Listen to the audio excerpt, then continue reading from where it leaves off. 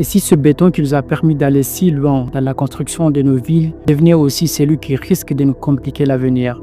À partir du XXe siècle, ce matériau discret, solide, fidèle, a soutenu la civilisation urbaine moderne plus que tout autre matériau.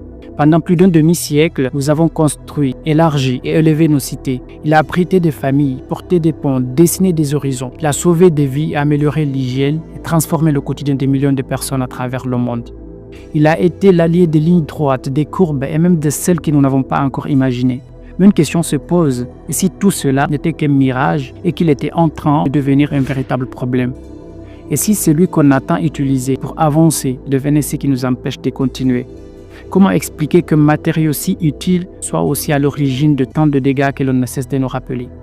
Pourquoi ce symbole de progrès semble-t-il aujourd'hui méprisé de partout? Il n'est pas écologique et le ciment à lui seul représente 8% des émissions de gaz à effet de serre et se trouve bousculé par des législations, des associations et des voix de plus en plus nombreuses.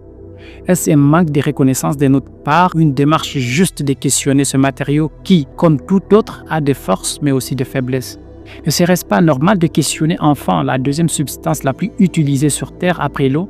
Apparemment, le béton aussi vieillit, il se fissure, il s'use. Avec lui, c'est peut-être toute une manière de construire, d'habiter, de penser la vie qu'il faut interroger.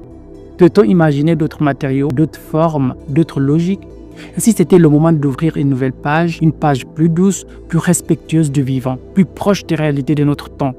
Devons-nous le réinventer ou le laisser dans son élan actuel? Et l'Afrique, considérée par Ahmed Choplin comme la dernière frontière du béton, l'adoptera-t-elle, le renouvellera-t-elle ou finira-t-elle par le rejeter?